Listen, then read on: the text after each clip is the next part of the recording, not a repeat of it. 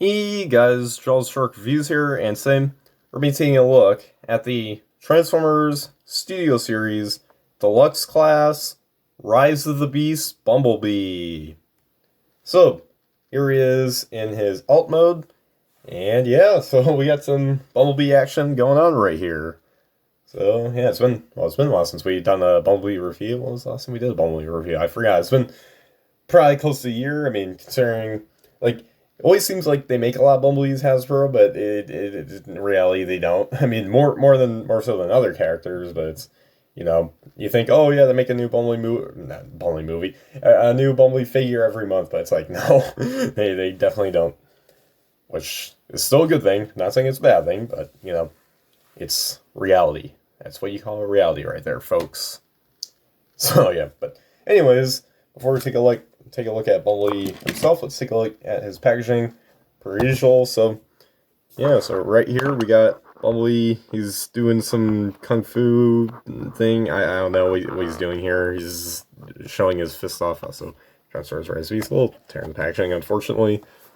And of course, he is Studio Series 100. Pretty fitting because when Studio Series first began, I think it was the 70s Camaro Bumblebee from the 2007 movie. That figure was Studio Series 01, so it's not so much him finishing Studio Series, it's more so just he started it, and now, look, we're at a big milestone, 100, and he's that figure, so yeah, of course we got Bumblebee, so in that regard, it's cool, but besides that, it would have been nice to have the following beat 100. Oh well, and then you got Bumblebee right here staring at just at us, I guess. He wants to say hi, so there we go. Deluxe Class, Studio Series 100. Can't believe I'm holding a Studio Series box that has 100.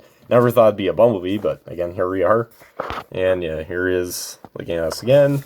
And on the back, you got Big Screen Inspired. Is Volcano Showdown. That must be what we saw at the end of the trailer. Must be the big final battle. And this is right here. Bumblebee blasts towards the Terracons in a heroic final stand. And here it is on the backdrop. We'll get a better look at that later. And he's 23 steps. And also there's this right here, General Motors QR code right there. I'm not sure what this does, but there you go. You can scan it for free, courtesy of Jaws Shark Reviews. So, yeah, and that's pretty much it for the packaging. Now let's get right back into Bumblebee himself. So, yeah, this is actually a pretty good Bumblebee right here. Because, I mean, we haven't really gotten a bad Bumblebee figure in Studio Series. Well, maybe, really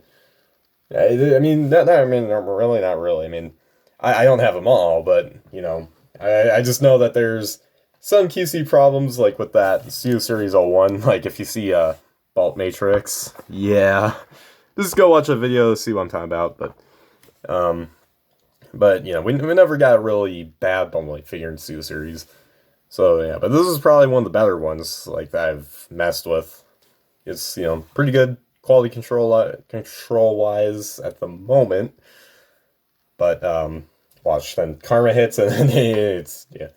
But nah, it's pretty solid so far, and since I got it, and yeah, it's been pretty good. So anyways, yeah, let's take a look up close here at Bumblebee's alt mode. And yeah, it looks pretty nice. It's the 70s Camaro, like what we saw at the end of the Bumblebee movie, as well as early on in the 2007 movie. Although at the moment it's very, it's almost 100% likely that this movie and Bumblebee movie are not tied into the 2007 movie, because they're causing plot holes at this point. It's pretty clear that's a reboot. So this is more so based on what you scan at the end of the Bumblebee movie. So yeah, just with some upgrades, because he now appears to be like a front guard right here, and he also has like a little protection thing here with the front windshield, along with lights right up here. Probably since he's going to Machu Picchu, so he needs to be ready for different environments. So yeah, and of course got the wheels right here. Not any paint, but oh well, not a big issue. And back here you got the back part here with the tail lights, and yeah, you get the stripage here and the bottom. Visible head syndrome, but in the way this is accurate, especially if you remember in the Bumblebee movie, Charlie was looking down and then they just saw his face there. But yeah, and of course he got his arms here. It kind of looks like, I don't know what this kind of looks like, some like Happy Meal toy or something, like at the bottom here, if you know what I'm talking about, like, you know, those like, or no, it's like the Jada toys, you know, their die-cast models usually have like the, you know, vehicles here, and then you flip them up, and then you have the robot. That's what this kind of looks like, is, you know, you got the shins here, you got the arms, and then of course you got the face. That's exactly what that looks like there, but almost, at least. But yeah, so that's pretty much it for the L mode. Pretty nice, and it does stay together pretty well. So yeah. Now, anyways, let's get right down into the size comparisons. I can't really do any weapon storage things here because there's not really any place to store the weapons, unless if there is, comment below, I guess. I don't know, but from what I can tell, there's not really any place to put his accessories. So we won't show those off until robot mode. But yeah. So anyways, now for the size comparisons here. Oh, hold on. Yeah. There we go. Alright. So anyways, now for the size comparisons. Here he is with Optimus Prime. Yeah, I just had to detach his gun from the back here. So yeah, this is the, obviously, from Bumblebee movie, but it should be about the same size in Rise of the Beast. It's the same model, just with different tweaks. So yeah, the 1987 Freightliner, although this isn't really accurate to that design, so probably for legal reasons. I mean, that I don't really know of, which is probably legal reasons, I'm assuming. Here he is with B127. This is the 2022 version right here. We just got the more mustardy yellow. Here he is with RC. There you go. Yeah, fell out of that in Rise of the East. And finally, here he is with Air Razor and Cheetor. So get some maximal action going here. And yeah. So that's pretty much it for the alt mode size comparisons. So let's get right down into this guy's transformation. So starting off here, you just want to detach the, or just lift up the arms, and then next detach the car doors right here, and then after that, just you want to untab this all right here, and then after that, you just want to kind of bring, actually no, not yet. After that, you just want to split apart the legs, and then bring down the feet all the way, and then spin them around here, and then rotate down the back tail lights there. You just want to do the same thing here. Bring this down all the way, move that around, and then move that to the side there. And now you got the legs. Oh, actually, wait. Yeah, flip this in and this in. There we go. Now you got the legs. And then next, what we want to do right here is we want to go back here and then just simply untab this all. Just want to make sure this gets up. There we go. Just bring this all back here, and in the process, you just want to bring this all down. But before you do that, you just want to untab these sections here with the front wheels and move them backwards, and just do that. And then flip up the arm sections, and then I'll click right there.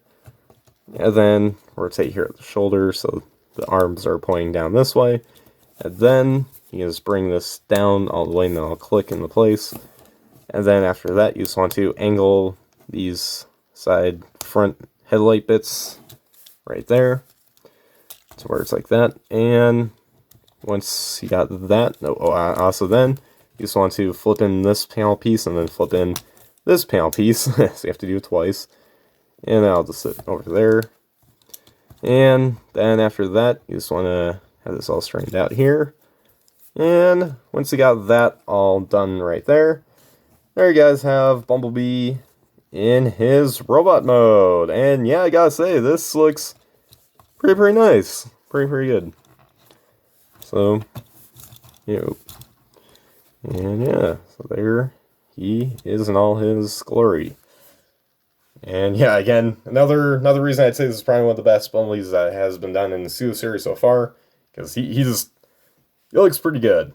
Although he does have some paint flaws, but we'll get into those in a bit. So yeah, so starting off, let's take a look at the head sculpture right here. Yeah, one of the flaws are, unfortunately, they didn't paint any silver in here. It doesn't look as bad as it did, like, when they first showed off and stuff, but it's still, And they also didn't paint, like, they did mold in, if you can tell, like, a little Audubon insignia right there, but they didn't paint it in. Like, you can clearly see it there, like, sticking out right there where it's kind of glaring. But they didn't paint it in, but that doesn't, it's not as bothersome, though, as it looks in the initial stock photos, but still, just, yeah. Of course, you got silver paint here.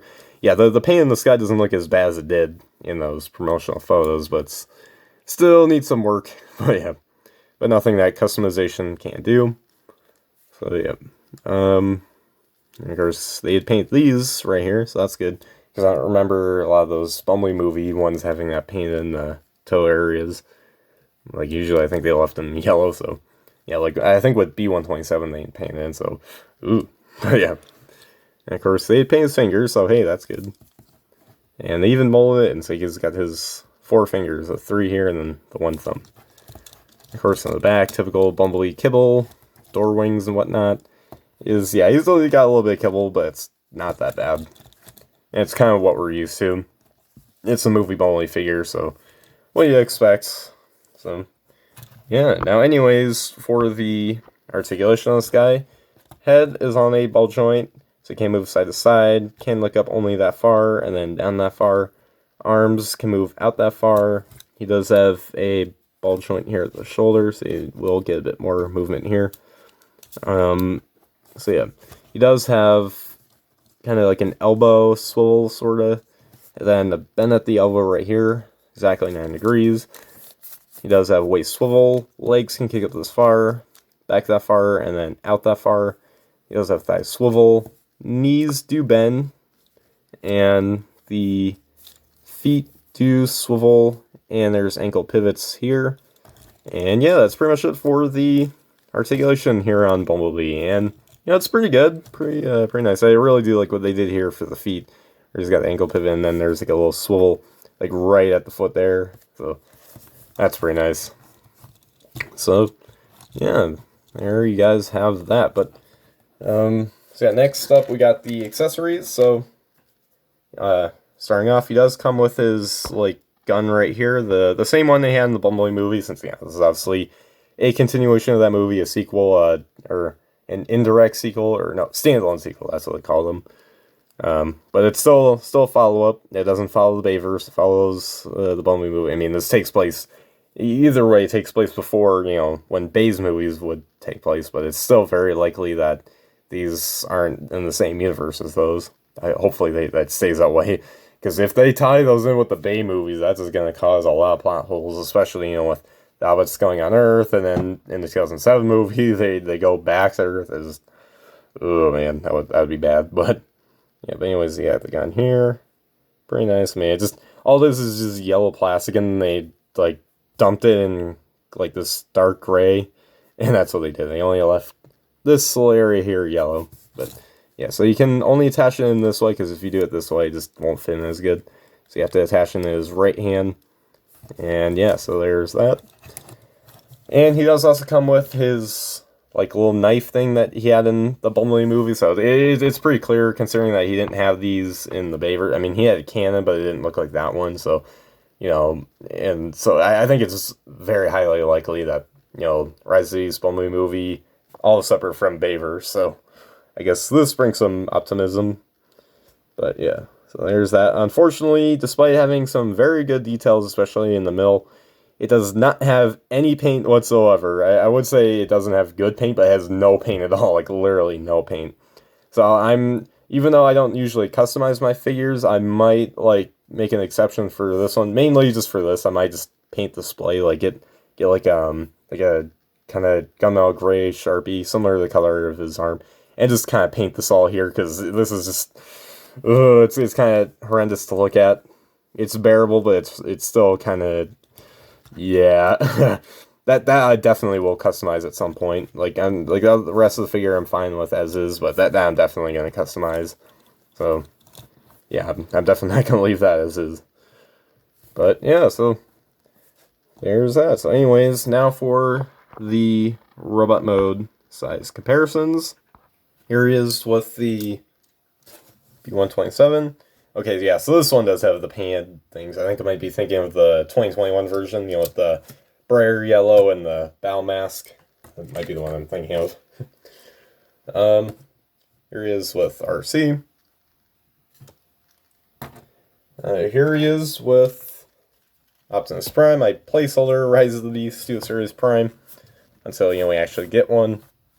But this one does work because it'll probably be close to this size, maybe. I don't know.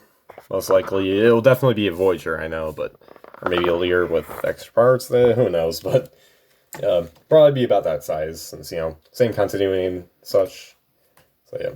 And finally, here he is with Cheetor and Eraser. So there you guys have him with those two right there. And you can see this works because these are both Deluxes, but Bumblebee's shorter. So kind of a change of the tides here because in Beast Wars, they're like the Maximals and Predacons were like human sized. So especially compared to the Autobots and Decepticons, I think they really were human sized because they interacted with prehistoric humans, so they were about the same height. So yeah, kind of interesting, but more realistic, so considering they're coexisting. So yeah, but there you guys have the robot mode size comparisons. And of course, since this is a Steel Series figure, we must take a look at his backdrop right here. So yeah, as you can see, this is that Volcano Showdown, most likely the same one as we saw at the end of the trailer for Rise of the Beast, which is probably what they're gonna have in the movie. Again, this recording's like nearly or a little over 2 months before Rise of the Beast releases, so I don't know exactly everything, but it's very likely that this is the final showdown, the volcano thing. As you can see, pretty wild stuff going on right here. So you got the background here with the volcano, and of course you got Transformers Rise of the Beast there, Steel Series 100, that logo, Transformers, and so yeah. So let's put Bumblebee right here so you can see him with the backdrop, and there you go. there's I'm not sure who wants to see this, but there you go. I'm just doing this for those of my viewers that want to see this. So yeah, there you go, just for fun. So there you guys have my review for the Transformers Studio Series Deluxe Class Rise of the Beast Bumblebee. And yeah, I gotta say, this is actually a pretty good figure. Pretty good Bumblebee figure, despite flaws they have with the paint, especially with the blade. But it's stuff that can be fixed, because if it was like a design problem, it's like, well, I can't, do that unless I print out computer parts. Like with this, I can just go to the store, buy paint, and just add paint. that it's as simple as that. Us reviewers always like to complain about paint, but in reality, you just go to the store, add paint, and there you go. But and I can understand the whole thing. Considering it's Hasbro, it's a billion, possibly even trillion, most likely just $1 billion making company. There's kind of excuse, but at the same time, there's budget, limits, so it's most understandable. But with this blade right here, that's just right there, that's just unacceptable. But the rest of it though looks pretty, pretty decent. The alt mode looks good. This robot mode looks pretty good. The yellow that they use is pretty good as well. Very, very good. And articulation was surprisingly very good, especially with the feet. I really like what they did there with the swivel. So yeah, overall, pretty good. So yeah, but anyways, guys, make sure you guys like, subscribe, comment, share for more, and comment down below what you guys think of this figure. So anyways, guys, as always, till all are one.